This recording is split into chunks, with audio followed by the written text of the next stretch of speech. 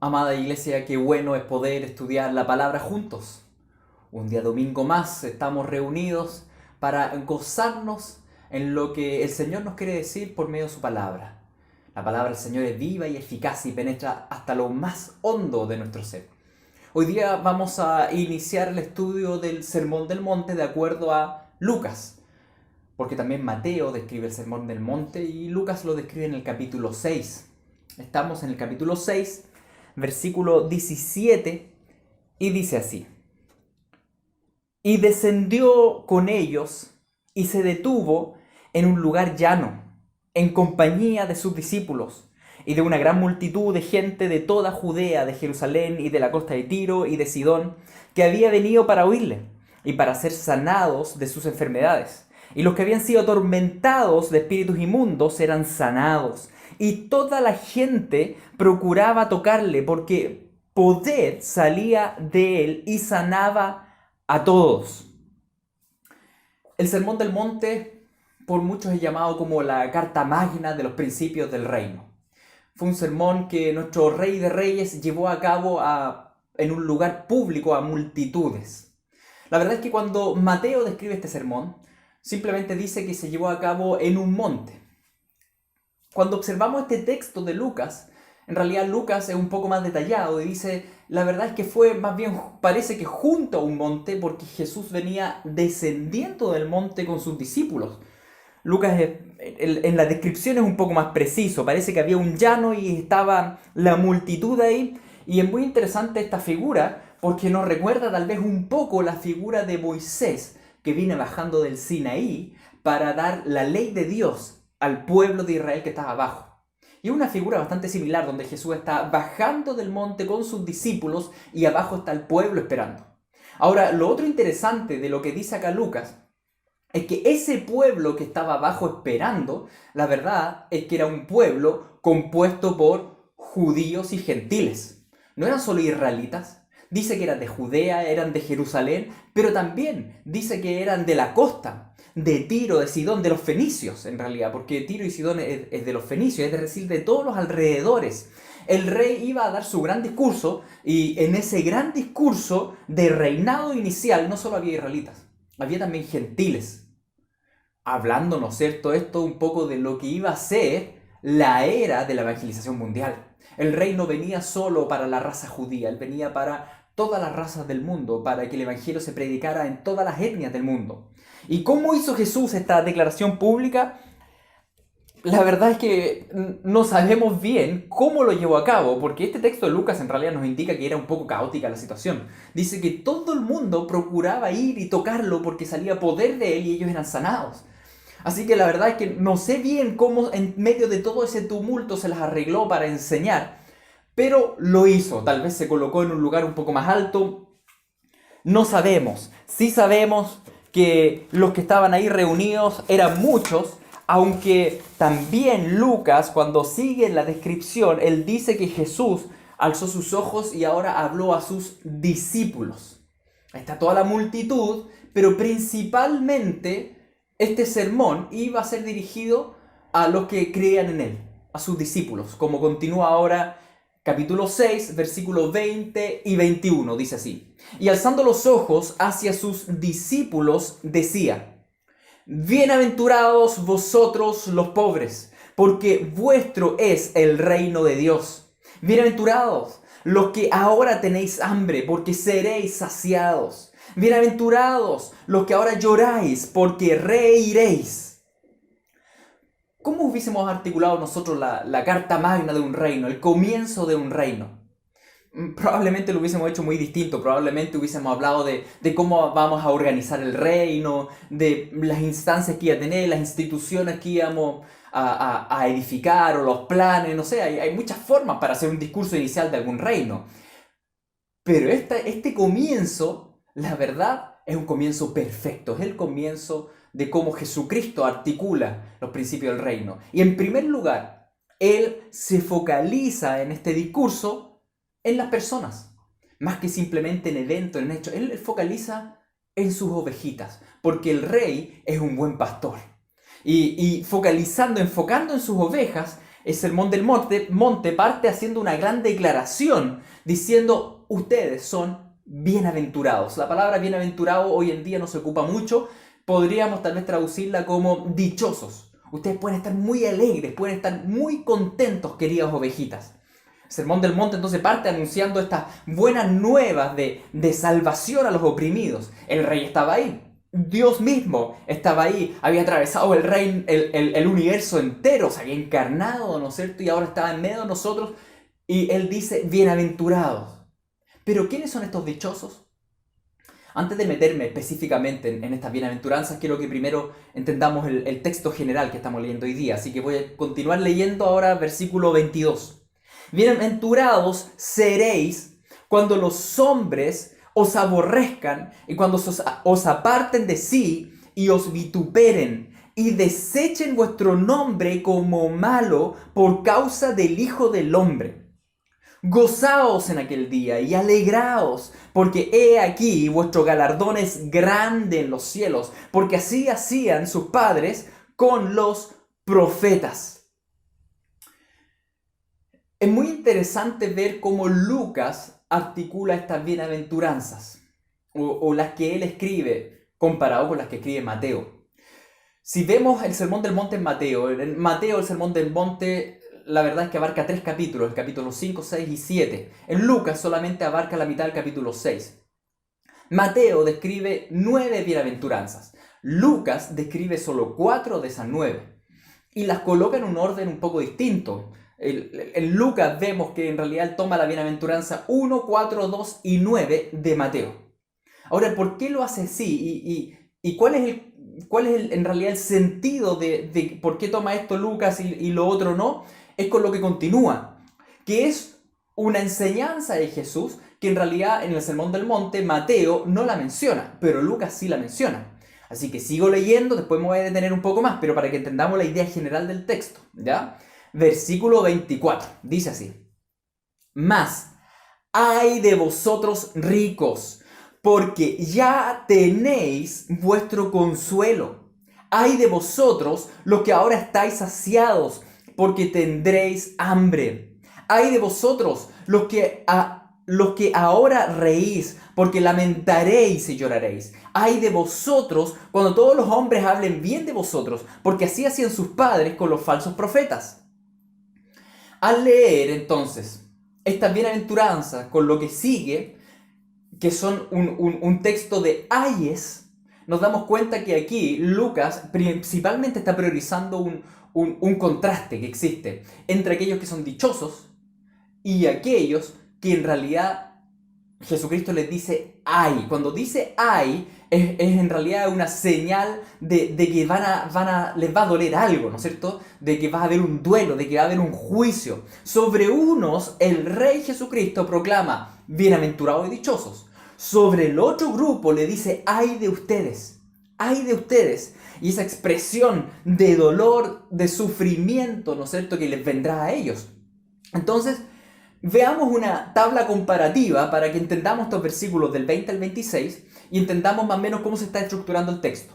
Tenemos 2 columnas. Por un lado, les coloqué ahí los bienaventurados. Por otro lado, a los que Jesús les dice, ay de vosotros. Y fíjense cómo precisamente hay un espejo, ¿no es cierto? Los bienaventurados son, según el versículo 20, los pobres, los hambrientos, versículo 21, los que lloran, versículo 21, y los mal vistos, de acuerdo al versículo 22 y 23. En cambio, en el espejo, ¿no es cierto?, tenemos los que Jesús le dice, ¡ay de vosotros! ¿Quiénes son estos? ¡Ay de vosotros! Según el versículo 24, los ricos. Según el 25, los saciados. Según el 25, los que se ríen. Y según el versículo 26, los bien vistos. Entonces, si ustedes se dan cuenta, aquí tenemos 2 columnas, tenemos 2 grupos. Por un lado, a los que, y aquí es donde viene la paradoja, el reino, ¿no es cierto? En la primera columna tenemos los que Jesús dice, ustedes son bendecidos. Pero la verdad es que nadie en este mundo llamaría a ese grupo los bendecidos. Más bien los llamaría como que están bajo una maldición. Porque ¿cómo puede ser? Tienen hambre, no están saciados, ¿no es cierto? Lloran, son mal vistos. ¿Cómo Jesús sorprendentemente dice, ustedes son los dichosos? ¿De qué está hablando Lucas al hablar de pobreza, riqueza, de hambre y saciedad? Y aquí hay otra distinción que vemos con las bienaventuranzas de Mateo. La verdad es que Mateo, cuando habla de las bienaventuranzas, les pone un apellido que inmediatamente da una connotación espiritual. Les doy un ejemplo. Mateo dice, bienaventurados los pobres en espíritu. ¿Sí? Es decir, cuando Mateo habla de esa pobreza, está haciendo referencia a aquellos que se reconocen necesitados espiritualmente, que se reconocen pobres espirituales, que se reconocen unos mendigos espirituales y recurren a Cristo. Bienaventurados entonces los pobres en espíritu, los que reconocen que tienen necesidad espiritual y van a Cristo. Pero Lucas no dice pobres en espíritu, solamente hace esta comparación entre pobre y rico. No habla nada de algo espiritual. Mateo, cuando habla del hambre, Mateo dice los que tienen hambre y sed de justicia, ¿no es cierto? Y da esta connotación, una referencia al anhelo de que Dios intervenga y que haga justicia en medio de los impíos. Eso lo desprendemos del texto de Mateo. Pero en el texto de Lucas, la verdad es que el hambre se contrapone con lo que después le dice a los ricos, ustedes están saciados. ¿A qué quiero indicar con esto?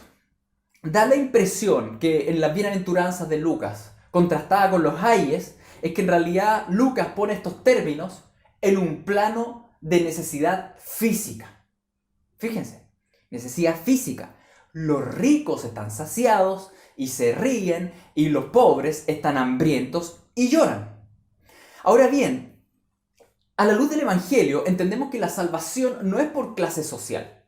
No soy salvo por ser pobre o no estoy perdido por ser rico. En realidad entendemos que todos nacen perdidos y que solo aquellos que creen en Jesucristo son salvados, ya sean ricos o pobres. Entonces, ¿cómo entendemos este texto de las bienaventuranzas y de los ayes? Si Lucas pareciera ser que hace una referencia realmente a una hambruna física o al revés, a estar saciado físicamente. Y se resuelve con la cuarta bienaventuranza y con el cuarto ay. Vuelvo al texto, vamos al versículo 20 otra vez. Dice, bienaventurados vosotros los pobres, porque vuestro es el reino de Dios. Bienaventurados los que ahora tenéis hambre, porque seréis saciados. Bienaventurados los que ahora lloráis, porque reiréis. Bienaventurados seréis cuando los hombres os aborrezcan y cuando os aparten de sí y os vituperen y desechen vuestro nombre como malo por causa del Hijo del Hombre. Y fíjense, aquí está la clave. Esta última frase de la cuarta bienaventuranza nos explica en realidad las cuatro bienaventuranzas. Está diciendo, bienaventurado si a causa del Hijo del Hombre, que es Jesucristo, ¿no es cierto? Si a causa de tu fe en Cristo, si a causa de este seguimiento a Cristo, eres bienaventurado, si por Él tú sufres pobreza, si por Él tú sufres hambruna, si por Él tú lloras y si por Él tú eres mal visto. Y estamos hablando de hambruna real física. Estamos hablando de un llanto físico y estamos hablando de una pobreza física. Lucas no está hablando de cualquier pobre, ni de cualquier rico. No está hablando de cualquier hambriento. Está hablando de aquellos que tienen el estómago vacío porque siguieron a Cristo. ¿Sí? Esa es la diferencia que vemos acá. Y tal vez tú digas que esto no puede ser porque el Señor jamás va a permitir que yo pase hambre porque soy su hijo. Y algunos sostienen esto a base de Proverbios 10, versículo 3. Porque en la versión Reina Valera 60 dice que ese texto dice Jehová no dejará padecer hambre al justo. Pero la verdad que la palabra hebrea que está anexada ahí y que la Reina Valera 60 no traduce y que otras versiones sí traducen, es que en realidad ese texto dice que Él no dejará padecer hambre al alma del justo. Así lo traduce la Biblia textual, así lo traduce la Reina Valera 1909 y también la King James en inglés. Les pongo el versículo en la Biblia textual. Dice así, Proverbios 10.3. Jehová no deja padecer hambre al alma del justo, pero impide que se sacie la avidez de los malvados. Es decir, el impío, por mucho que sacie su cuerpo y tenga mucha comida y tenga banquete, él, la verdad, su alma no es saciada nunca. Nunca termina la avidez. ¿Sí? En cambio, aquella persona que sigue a Cristo, tal vez físicamente tiene el estómago vacío, pero su alma nunca va a estar con hambre. Siempre va a estar saciada en Cristo. Jesucristo nos sacia todos los días. En Él podemos estar saciados, aun cuando mi cuerpo experimente hambre física. Y eso es lo que está diciendo Proverbios ahí. Proverbios 10:3. Está diciendo que el Señor se compromete a que tú nunca pases hambre espiritual si estás en Él. Lo que no significa que puedas pasar hambre física. Y eso es lo que de hecho vemos en toda la historia bíblica. Está en pleno acuerdo con toda la narrativa bíblica, donde vemos muchísimos personajes que pasaron hambre física, aunque no pasaron hambre espiritual porque estaban con el Señor, pero pasaron hambre física. Es cosa de ver a Jeremías, ¿no es cierto? Y cómo al pobre lo tiraron a un pozo por predicar del Señor, y estuvo ahí no sabemos cuántos días hasta que el Señor envió a alguien que se apiadó de él y lo sacó y le dio comida, ¿no es cierto? Vemos, la verdad es que un Silas golpeado en la cárcel, hambriento, y que está ahí al fondo del calabozo en Filipos. Vemos a un Pablo que está en un barco, ¿no es cierto?, que está a la deriva en una tormenta por 14 días y dice que no han comido. Vemos en la escritura que los creyentes del primer siglo que en realidad pasaban hambre física y pasaban pobreza física. Lo vemos muy presente, por ejemplo, en las pequeñas cartas de Apocalipsis, donde dice que Esmirna, que Filadelfia eran muy pobres. Y esa pobreza en general en esa época, en los creyentes, estaba ligada a que ellos, tal vez muchos hacían artesanía, y la artesanía era pagana, era idólatra. Entonces muchos creyentes tuvieron que dejar de trabajar para no fabricar ídolos, y eso los llevó a pobreza. Por seguir a Cristo se hicieron pobres. Eso lo vemos hasta el día de hoy, queridos. Vemos hasta el día de hoy, donde en el mundo perseguido, en los países musulmanes, tantos hermanos nuestros han sido expulsados de sus familias o de sus comunidades. Entonces, el hambre física es una realidad muchas veces de los creyentes en este mundo caído. Aunque el Señor nos siga siempre llenando el alma. En cambio, los que siguen los patrones del mundo, los que siguen al enemigo, al diablo, ellos en este mundo son saciados físicamente, pero su alma nunca es saciada.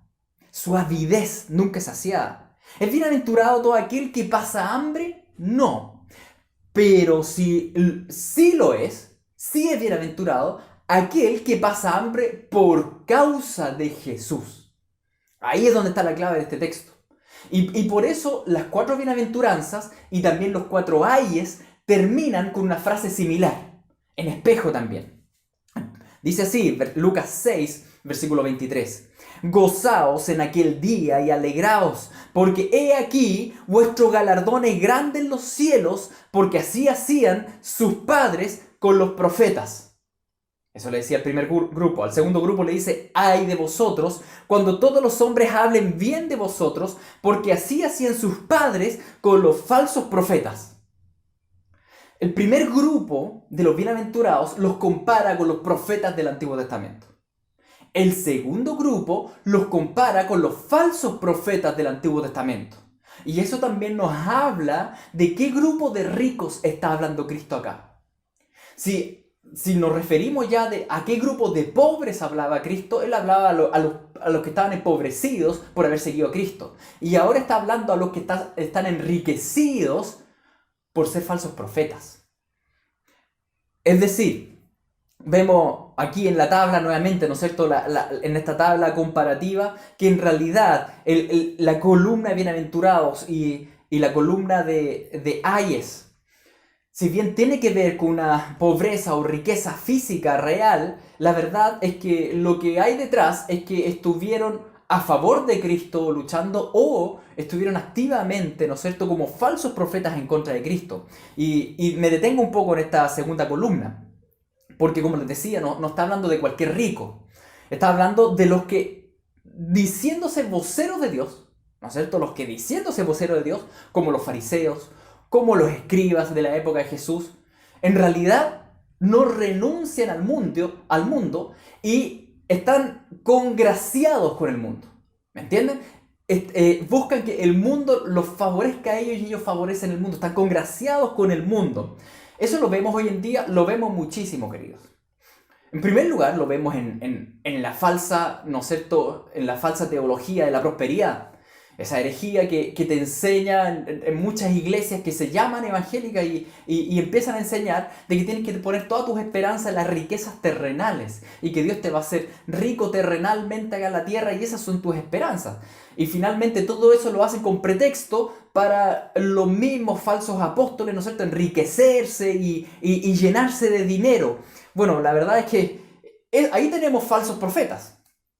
Porque vemos claramente cosas de la Biblia, ¿no es cierto? Y ver a Jesús, y Jesús no era rico terrenalmente hablando. Aunque Él es rico porque Él es el rey del universo. Es cosa de ver los profetas y apóstoles de la Biblia. Entonces, ahí tenemos, por ejemplo, un grupo de personas a los cuales la Escritura dice, ¡ay de ustedes! Están ricos, están saciados, se ríen, pero no se les viene bien. Lo vemos en falsos pastores que dicen ser cristianos, ¿no es cierto?, pero enseñan libertinaje y liberalismo, congraciándose con el mundo. Pastores que apoyan el LGTBI, ¿no es cierto?, y la ideología de género y el postmodernismo en cuanto a, y apoyan cualquier filosofía que en realidad sople en la época. En realidad están congraciados con el mundo. El mundo habla bien de ellos, pero Jesús dice, ¡ay de ustedes! ¡Ay de ustedes! Porque así hicieron con los falsos profetas del Antiguo Testamento, donde todo el mundo hablaba bien de ellos, porque hablaban palabras bonitas. Pero ay de ustedes, ay de ellos, porque algún día tendrán que pararse ante el trono santo de Dios y rendir cuentas. Estos ayes, y yendo un poco ahora más a lo personal, estos ayes no corren solo para los falsos profetas, queridos, los grandes falsos maestros de nuestra época, sino que corre también para toda aquella persona que se dice ser cristiana y por tanto se dice ser un embajador de Cristo. Toda aquella persona que se dice ser cristiana y no está dispuesta a enfrentar pobreza, hambruna, lágrimas y persecución por causa de Cristo. Y aquí ya tenemos que poner ojo nosotros mismos, ¿no es cierto? Tenemos que poner mucho ojo. Estamos enfrentando hoy en día muchísimos vientos fuertes, de violentos movimientos diversos. Y la pregunta es, ¿estás dispuesto a quedarte parado, sin sumarte a esas cosas, sin congraciarte con el mundo, parado en la roca que es Cristo y enfrentar el repudio público? ¿Estamos dispuestos o no? ¿Entiendes que solo vale la pena vivir y morir por una sola causa y en realidad no es una causa, es una persona, que es Jesucristo? Queridos, no te dejes absorber por la succión poderosa que está ejerciendo en este tiempo tantos movimientos, tantos vientos fuertes, movimientos contemporáneos que están arrastrando a muchísimos. Recuerden que cielo y tierra pasarán, pero la palabra del Señor nunca pasa. Hay uno solo que es eterno y que es verdadero y es Cristo. Aférrate a Jesucristo, que es la verdad. Él es la verdad. Solo Jesús es digno de ser servido y de ser seguido. ¿Y qué dice el rey a aquellos que estuvieron dispuestos a perderlo todo? Que estuvieron dispuestos a pasar hambre, que estuvieron dispuestos a llorar, que estuvieron dispuestos a que hablen mal de ellos. ¿Qué les dice a ellos? Dichosos. Bienaventurados, les dice. El mundo no los llama bienaventurados, pero Jesús los llama bienaventurados. Bienaventurados, porque tú ahora tal vez estás en la primera columna, dice Jesús. Estás ahí donde sufres pobreza, hambruna, llanto y persecución. Pero tú pasarás a la segunda columna. Y aquí es donde vemos la enseñanza que Jesús hace. Y vuelvo nuevamente a esta tablita para presentarle estos versículos de una manera más esquemática, ¿no es cierto? A los que están en la primera columna les dice, ahora ustedes están ahí, pero siéntanse dichosos porque ustedes van a estar eternamente gozando de lo que sale en la segunda columna.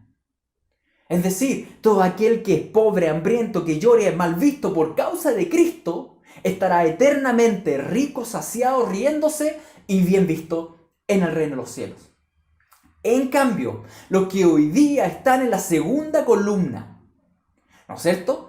Y que hoy día gozan de estas cosas, serán pasados a la primera columna por la eternidad. El que ahora está rico será pobre, el que ahora está saciado tendrá hambre, el que ahora ríe llorará, y el que ahora es bien visto no será bien visto por la eternidad.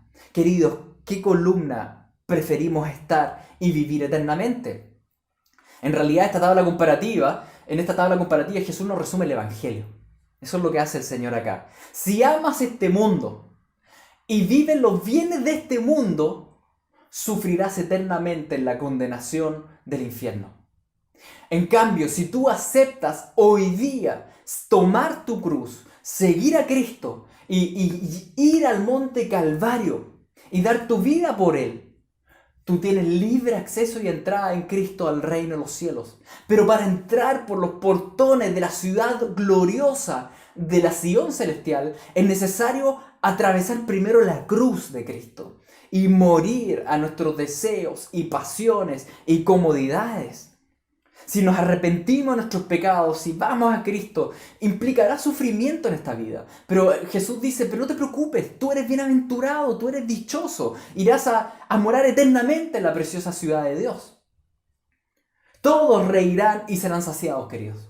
Todos van a reír y van a ser saciados. La pregunta es, ¿cuál risa prefieres? ¿La actual o la eterna? La pregunta es, ¿cuál saciedad prefieres? ¿La saciedad actual o la eterna? Todos van a pasar por las dos columnas. ¿Por dónde quieres partir? Y el Señor nos dice, bienaventurados los que hoy día lloran. Esa es la mejor parte, seguir hoy día a Cristo. No se puede tener ambas, queridos. No se puede estar hoy día riendo, saciado y bien visto y al mismo tiempo después eternamente continuar así. No se puede. No se puede tener ambas. Si tu expectativa era tener ambas, el rey viene precisamente en este discurso a decirte, mira, amada ovejita, no se puede tener ambas. Es cosa de ver al rey, queridos. Es cosa que veamos a Cristo. Es cosa que lo veamos a Él. Cómo terminó pobre, hambriento, entristecido, mal visto en el monte Calvario. Todo aquel que quiera pasar por las puertas de la ciudad de Dios, primero debe pasar por la cruz y dar su propia vida por Cristo. En los distintos aspectos, incluso literalmente. Todo el que quiera preservar su vida acá, dijo Cristo, la perderá. Y todo aquel que esté dispuesto a perder su propia vida por el Rey, la obtendrá. Esto no nos debe desalentar, queridos, es al revés. La verdad es que Jesucristo con esto está alentándote a que tu esperanza no esté en este mundo, sino que esté en la vida venidera. Mientras más renunciemos a esta vida, más anhelaremos la venida del Señor Jesucristo, más amaremos su presencia. El amor a la venida de Jesús es un tema central en la Escritura, es un motor de esperanza para el cristiano de todas las épocas. Los mismos 12 discípulos, la verdad es que enfrentaron desaliento cuando Jesús les dijo, yo me voy. Y ellos dijeron, pero Señor, ¿qué vamos a hacer acá? Y Jesucristo en Juan capítulo 14 les dice, versículo 1, no se turbe vuestro corazón, creéis en Dios, creed también en mí. En la casa de mi Padre muchas moradas hay. Si así no fuera, yo os lo hubiera dicho. Voy, pues, a preparar lugar para vosotros. Y si me fuere y os preparare lugar, vendré otra vez y os tomaré a mí mismo, para que donde yo estoy, vosotros también estéis. Lo mismo nos dice el Señor Jesucristo hoy día. Nos dice, no se turbe tu alma. Sí, yo sé, tú vas a enfrentar, en este mundo vas a enfrentar pobreza por seguirme a mí. Tú vas a enfrentar hambre por seguirme a mí. Tú vas a enfrentar lágrimas por seguirme a mí. Y tú vas a ser aborrecido y despreciado por esta sociedad por seguirme a mí. Pero no se turbe tu corazón, dice el Señor. Porque yo voy a ir a construirte una morada eterna y yo vengo a buscarte. Y esa es nuestra esperanza. Y por eso como creyentes debemos estar en todo tiempo mirando y anhelando la venida del Señor. La venida del Señor está cerca, queridos. La venida del Señor está cerca. Y la verdad es que cada generación de creyentes debe pensar que Jesús viene en su época. Eso lo vemos ya desde el Nuevo Testamento, ¿no es cierto? En el Nuevo Testamento, cuando vemos los escritos de Pedro, de Pablo, de Juan, ellos la verdad es que pensaban que Jesús venía en su época. Y nosotros debemos pensar lo mismo. Y claramente estamos más cerca de la venida del Señor que ellos, ¿no es cierto? Cada generación debe pensar que Jesús viene en su época. Ahora bien, entender de que Jesús puede venir en mi época, durante los siguientes años, también significa aceptar de que la venida del Señor, la verdad es que implica un paquete de eventos que son dolorosos y que son de sufrimiento. Si yo amo la venida del Señor, debo estar preparado para enfrentar ese paquete de eventos que la Escritura describe. Cada generación, desde la primera generación de discípulos, debe anhelar y amar la venida del Señor y por tanto vivir preparados para vivir esa serie de conflictos finales que preceden al arrebatamiento de la iglesia. La generación que viva al fin, la verdad es que va a vivir literalmente esta bienaventuranza de Cristo. La generación que sea buscada por el Señor va a vivir literalmente persecución, hambruna, llanto, pobreza. Va a vivir eso. Y la pregunta, ¿estamos preparados para enfrentarlo con gozo? Con gozo porque vamos a decir, el Señor está a punto de venir. ¿Qué me importan las comodidades de este mundo y todo lo que ofrece este mundo? No estoy ni ahí, yo quiero a mi Jesús. Yo quiero a mi Señor. Estamos dispuestos, estamos preparados para eso. Estamos espiritualmente firmes. Es verdad que los eventos finales constituyen, por un lado, un sufrimiento, si nos toca vivirlo, ¿no es cierto? Pero no teman, porque representan también un gran privilegio. ¿Acaso no fue así con Israel? Piensa en Israel, las 10 plagas. Ese pueblo que estaba oprimido, que estaba esclavizado. Y ese pueblo, sí, ellos vivieron las 10 plagas estando en Egipto. Pero el Señor los protegió milagrosamente. Y ellos vieron los portentos de Dios. Y si bien fue un tiempo de mucha aflicción, la verdad es que ellos fueron una generación privilegiada. Porque vieron esos portentos del Señor. Si bien hubo sufrimiento, también entendemos que el Señor los protegió, estuvo con ellos. La generación que vaya a ser testigo ocular de los juicios portentosos que Dios va a llevar a cabo sobre la tierra va a ser una generación privilegiada, como esa generación rescatada de Egipto, que vio todos esos magnos eventos, incluso que cruzaron el mar, ¿no es cierto? De esa manera también Jesucristo nos buscará y en un momento de desesperación nos cruzará al mar y nos llevará a su tierra prometida. Bienaventurados, queridos, bienaventurados. Pero debemos entender esto, que en este mundo nosotros estamos destinados a sufrir lo que sale en la primera columna. El Sermón del Monte, en ese sentido, por un lado nos consuela con la esperanza, pero por otro lado nos avisa. Tal vez Pablo nos avisa más claramente cuando en 2 Timoteo capítulo 3:12, ya al final de su vida, él dice lo siguiente, él dice, todos los que quieren vivir piadosamente en Cristo Jesús padecerán persecución. ¿Cuántos de los que quieren vivir piadosamente en Cristo Jesús van a padecer persecución? ¿Qué dice Pablo? ¿Qué dice la Escritura? Dice todos. Eso significa que ahí estás tú y estoy yo. Todos. Tú y yo también. Estás en un mundo caído que aborrece a Cristo y sus principios. Si tú lo sigues a Él, tú serás mal visto. Y la persecución de la iglesia a lo largo de la historia nunca ha sido con títulos nobles, por así decirlo. Los vamos a perseguir porque ellos procuran la santidad y seguir a Jesucristo. No es así. A los romanos, las persecuciones romanas, por ejemplo, ¿por qué perseguían a los cristianos? Porque decían de ellos, los calumniaban. Primero Nerón dijo que quemaron, que eran los que hacían los incendios en Roma y quemaron a Roma. Otro emperador dijo, no, es que ellos son los que en sus ceremonias se comen a los niños. Les decían que comían niños, que sacrificaban niños. Inventaron una serie de calumnias.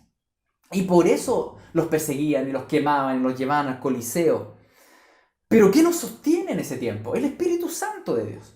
La bendita esperanza del retorno de Cristo. Eso siempre ha ocurrido. Amigos, Como dice Pablo, todos los que quieran vivir una vida piadosa en Jesucristo, todos serán perseguidos. Hemos crecido en una época, al menos acá en Chile, de grandes comodidades. No puedo hablar lo mismo, ¿no es cierto?, de nuestros hermanos que están en Corea del Norte, que están en Pakistán, en la India, en Sudán, en distintos países, en Irán. Pero al menos acá en Chile el Señor nos ha bendecido con mucha tranquilidad. Hemos crecido en un país donde no hemos sido grandemente perseguidos. Hemos crecido incluso, yo diría, en una de las épocas de mayor comodidad de la historia.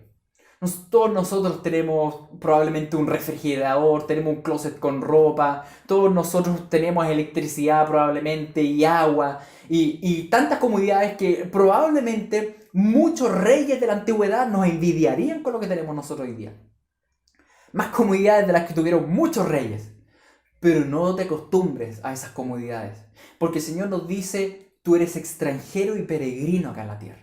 No pienses que este es tu verdadero hogar. No acumules aquí tesoros donde la polilla lo corrompe, donde el ladrón lo roba. Estás de paso, no olvides que eres extranjero, que no eres de Egipto. No olvides que no eres de Egipto. No olvides que Dios te lleva a la tierra prometida en Canaán. Recuerda que todos los que quieren vivir una vida piadosa en Cristo Jesús padecerán persecución.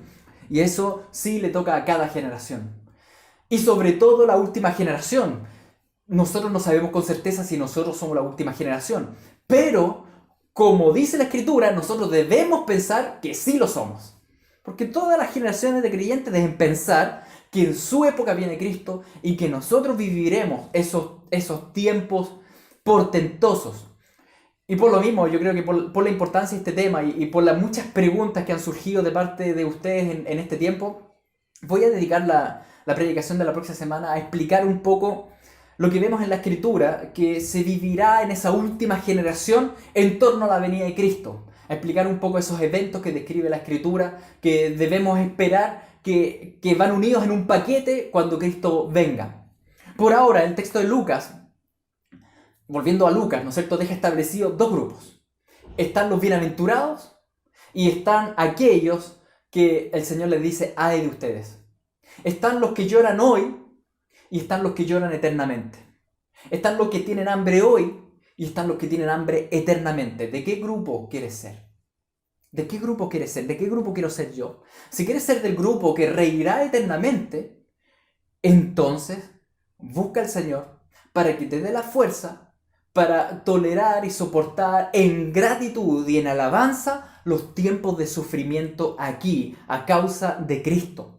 Si quieres ser del grupo que ría eternamente con Cristo y esté saciado en el gran banquete de las bodas del Cordero, entonces debemos arrepentirnos de nuestros pecados hoy día. No congraciarnos con el mundo. No podemos amar al mundo y a la vez amar a Dios. No se puede. Pídele perdón por congraciarte con el mundo. Pidamos perdón, porque es un pecado que muchas veces hacemos, que callamos cuando no hay que callar, que hablamos cuando no hay que hablar. Que el Señor nos conceda poder vivir para Él, queridos. Debemos perseverar en oración, en buenas obras, congregándonos, estudiando la palabra, cantando a Dios, ayunando, predicando el Evangelio, obedeciendo a Dios y preparados para ser detestados por nuestra sociedad, tal como lo dice la palabra. Pero persevera, pelea la buena batalla. Como dice Apocalipsis 2:10, ¿no es cierto? Cuando dice, sé fiel hasta la muerte y obtendrás y recibirás la corona de la vida.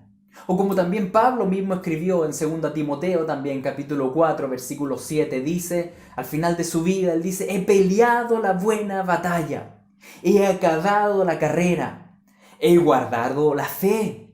Por lo demás, me está guardada la corona de justicia, la cual me dará el Señor, juez justo, en aquel día. Y no solo a mí, sino también a todos los que aman su venida. ¿Quieres recibir la corona de justicia? Entonces no ames el mundo, no ames al mundo, no te enyugues, no te unas con las ideologías del mundo, no te ancles en las comodidades del mundo. Porque si a nosotros nos toca eventualmente, ¿no es cierto?, rechazar la marca de la bestia, pasaremos hambre por Cristo. No te enyugues a los movimientos actuales, sino que ama la venida de Jesucristo. Debemos preguntarnos, ¿estamos dispuestos a perder las comodidades por seguir a Jesús? ¿Estamos dispuestos a ser mal vistos en este mundo, a ser desechados a la sociedad, a sufrir por Cristo? Amados, el sufrimiento es una gran señal de amor. Es una señal de amor tan grande que el Señor decidió mostrarte a ti cuánto te ama por medio de su sufrimiento. Por eso Jesús sufrió en la cruz. Al sufrir en la cruz, Jesucristo mostró amor al Padre y amor a ti. Amor a la iglesia. Por tanto, el sufrimiento, el estar dispuestos a sufrir por Él, es una gran muestra de amor por Él. Muchas veces cantamos y decimos, Jesús te amo y te amo, pero lo que está súper lindo, pero el sufrimiento es una oportunidad de demostrar amor a Cristo. Obviamente para hacer algo así necesitamos, ¿no es cierto?, de la llenura del Espíritu. Que el Espíritu Santo esté capacitándonos profundamente y es algo que debemos orar. ¿Estamos dispuestos entonces a sufrir por Jesús? ¿Estamos dispuestos a que el mundo viva un tiempo de risa y auge y a todos les vaya bien y digan paz y seguridad mientras nosotros lloremos desechados por el sistema porque no vamos con el sistema? ¿Estás dispuesto a algo así?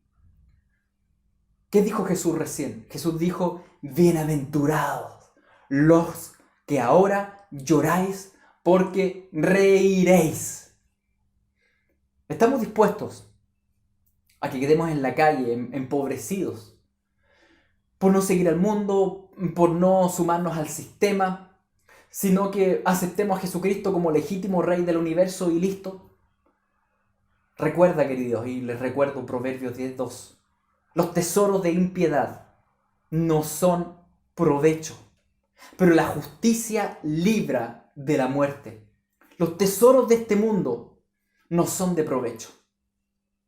Los tesoros de este mundo pasan, pero la justicia, el estar en Cristo, el estar justificado por Él, te libra de la muerte. Así que esto está unido a la bienaventuranza de Cristo que dice, bienaventurados vosotros los pobres, porque vuestro es el reino de los cielos.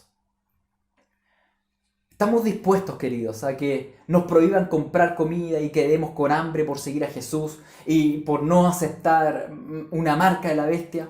Si nos toca vivir a nosotros eso, ¿estamos dispuestos? Proverbios 10:3, como ya leímos, dice, Jehová no deja padecer hambre al alma del justo, pero impide que se sacie la avidez de los malvados. Recuerda ese proverbio en ese día. Recuerda ese proverbio que dice, sí, tal vez pasa hambre física, pero tu alma siempre estará saciada en Cristo. En cambio, ellos comerán, pero sus almas nunca terminarán de tener avidez. Por tanto, Jesús nos dice, bienaventurados los que ahora tenéis hambre, porque seréis saciados. Amigos, estamos dispuestos a que el mundo se homenajee mutuamente y se alabe mutuamente, mientras a nosotros nos digan enemigos públicos. Mientras a nosotros nos digan ustedes son un peligro público, un enemigo de la sociedad. Mientras que a nosotros nos digan ustedes son incitadores al odio. ¿Estamos dispuestos? Proverbios 10:7 dice, la memoria del justo será bendita, pero el nombre de los impíos se pudrirá. ¿Qué memoria quedará eternamente? ¿La que hoy día se alaba? No, es la memoria del justo, la que hoy día precisamente es desechada. Como dice las bienaventuranzas. Como ustedes ven, Proverbios 10 sigue este esquema de las bienaventuranzas. Tal vez Jesús incluso tomó Proverbios 10 para seguir el orden de estas bienaventuranzas. Y este Proverbios 10:7 dice, la memoria del justo será bendita, pero el nombre de los impíos se pudrirá. Tal vez hoy día el nombre de los impíos es grandemente aclamado, pero ese nombre se pudrirá. Por tanto, esto está directamente relacionado a la cuarta bienaventuranza, que se la repito una vez más. Jesús te dice y me dice, dichosos seréis cuando los hombres os aborrezcan y cuando os aparten de sí y os vituperen y desechen vuestro nombre como malo por causa del Hijo del Hombre. Gozaos en aquel día y alegraos, porque he aquí vuestro galardón es grande en los cielos, porque así hacían sus padres con los profetas. Querida iglesia, ¿te da temor todo esto? ¿Te da temor que el saber que la Escritura nos dice que en esta vida tú vas a enfrentar llanto, persecución, hambre y pobreza? que no te dé temor. Y voy a terminar con estas palabras de Jesús, que son palabras de esperanza. Lucas 12:32 dice: no temas, manada pequeña. No temas, manada pequeña, porque a vuestro Padre le ha placido darles el reino. No temas. A vuestro Padre le ha placido darles el reino, así que bienaventurados. Vendan lo que posean, den limosna, háganse bolsas que no se envejezcan, tesoro en los cielos que no se agoten, donde el ladrón no llega ni la polilla destruye, porque donde está su tesoro, allí estará también su corazón. Oremos. Padre Santo, cuán bueno eres tú. Señor, siendo nosotros pecadores y malvados, tú nos has destinado, Señor, a un final tan glorioso como es obtener tu reino, tu glorioso, santo y perfecto reino. Señor, si eso implica en esta vida sufrir un poco, pasar un poco hambre, un poco de pobreza, Señor, por amor a Cristo, lo vamos a hacer cantando alabanza y agradeciéndote a ti. Porque tú mismo hiciste eso por nosotros. Tú no nos pides algo que tú mismo no hayas hecho. Tú viniste y te hiciste pobre. Tú viniste y pasaste hambre. Tú viniste primero, Señor, y lloraste. Y tú viniste y fuiste desechado. Señor, en agradecimiento a eso, nosotros estamos dispuestos a pasar por pobreza, por hambre, por llanto y por desprecio. Porque entendemos que por el gozo puesto delante de nosotros, debemos tomar esa cruz y seguirte al Monte Calvario. Porque por medio de la cruz y atravesando ese Monte Calvario llegaremos al Monte Sión, al glorioso monte de tu trono. Señor, somos privilegiados. Tal vez en medio de las adversidades nos va a costar entenderlo. Pero tu palabra nos dice que somos bienaventurados por la esperanza perfecta y eterna que tenemos en ti. Espíritu Santo, capacítanos para vivir esos tiempos que toda generación de creyentes va a enfrentar y ha enfrentado y enfrentaremos, para vivir esos tiempos en santidad, en carácter de Cristo, llenos de ti, no arrastrados por las filosofías del mundo, sino que amando al prójimo, Señor, y predicando el Evangelio con gozo, glorificándote en todo tiempo. Señor, te amamos. Gracias, Jesucristo, por ser nuestro ejemplo y nuestro Rey. En el nombre de Jesús. Amén.